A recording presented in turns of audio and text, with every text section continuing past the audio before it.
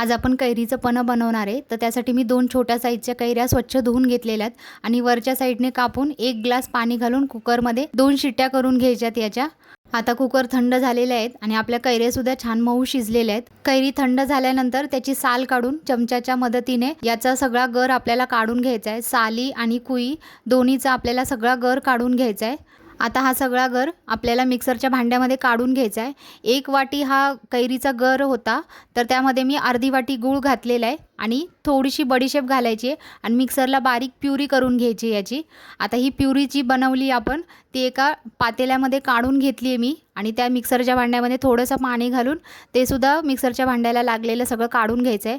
आवश्यकतेनुसार पाणी घालायचं आहे। यामध्ये काळं मीठ, वेलची पूड आणि थोडंसं मीठ घालायचं आहे। आता व्यवस्थित मिक्स करून घ्यायचं आहे, थंड करून घ्यायचं आहे आणि थंडगार असं कैरीचं पन्हं तयार आहे। हे पन्हं नक्की ट्राय करा। व्हिडिओला लाईक करा, चॅनेलला सबस्क्राईब करा।